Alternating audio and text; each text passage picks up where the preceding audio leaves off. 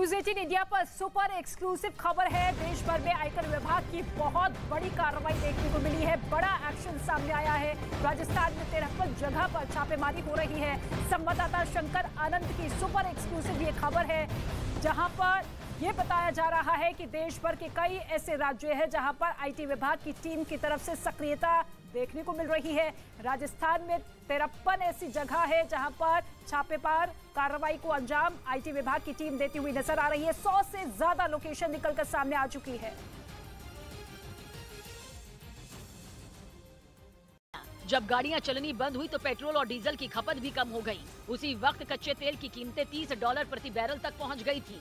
तब हालात संभालने के लिए ओपेक प्लस संगठन ने कच्चे तेल का उत्पादन कम करने का फैसला लिया था, लेकिन उसके बाद उस फैसले को पलटा नहीं गया था। लॉकडाउन हट भी गए और दुनिया कोरोना से आगे भी बढ़ गई। सब कुछ पहले जैसा हो गया, लेकिन कच्चे तेल का उत्पादन बढ़ाया नहीं गया था, क्योंकि कच्चे तेल का उत्पादन कम रखने में ही ओपेक प्लस देशों को ज्यादा फायदा होना तय है। अगर उत्पादन बढ़ेगा तो कीमतें भी कम होंगी, जिससे ओपेक प्लस का नुकसान होगा। लेकिन अब कच्चे तेल के उत्पादन में हर दिन 1 लाख बैरल की कटौती बाजार पर बड़ा असर डालने वाली है, क्योंकि इस फैसले की वजह से दुनिया के उन सभी देशों का गणित बिगड़ना तय है जो कच्चे तेल का इंपोर्ट करते हैं। महंगे तेल की वजह से उन सभी देशों की अर्थव्यवस्था पर भारी बोझ पड़ने वाला है, क्योंकि पहले ही पूरी दुनिया में महंगाई लोगों का हाल बेहाल कर रही है। अमेरिका से यूरोप तक और ब्रिटेन से अफ्रीका तक दुनिया की बड़ी बड़ी अर्थव्यवस्थाएं मंदी के कगार पर पहुंच गई हैं। ऊपर से यूक्रेन जंग के कारण बड़े व्यापारिक समीकरणों ने दुनिया को बेहाल कर रखा है। ये वो हालात हैं जिनकी वजह से ओपेक प्लस देशों को तेल का उत्पादन घटाने का फैसला करना पड़ा, क्योंकि मंदी का संकट अगर बढ़ा तो तेल की मांग कम हो जाएगी। काम धंधे अगर चौपट हुए तो तेल की मांग कम हो जाएगी। अगर दुनिया की बड़ी अर्थव्यवस्थाएं औंधे मुंह गिरने लगी तो तेल की मांग कम होनी तय है। इसी संकट का अनुमान दुनिया की कई एजेंसियां पहले से लगा रही हैं। अगर मंदी आई तो तेल की कीमतें घटनी तय हो जाएंगी। इसलिए ओपेक प्लस संगठन ने उत्पादन को और कम करने का फैसला लिया। अब अगर तेल की कीमतें और बढ़ी तो दुनिया का हर वो देश बेहाल होगा जो तेल के लिए विदेशों पर निर्भर है।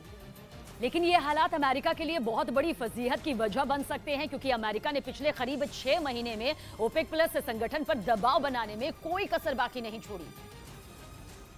लेकिन बाइडेन की किसी भी कोशिश का कोई असर नहीं हुआ। कई बार सऊदी अरब और यूएई के नेताओं से बात करने के बाद बाइडेन सऊदी अरब के दौरे पर भी चले गए, लेकिन उनकी सारी कोशिश बेकार साबित हुई।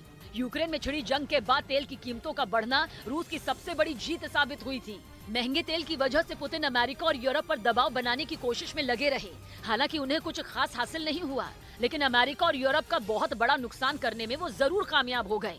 महाशक्तियों की इस टक्कर में दुनिया के वो देश फंस गए जिनका इस जंग से कोई लेना देना नहीं था। उन देशों की हालत खराब हो गई जो महंगे तेल का बोझ झेल नहीं पाए। बार बार बाइडेन तेल का उत्पादन बढ़ाने की अपील ओपेक प्लस से करते रहे, लेकिन उनकी हर कोशिश नाकाम रही। अब कच्चे तेल का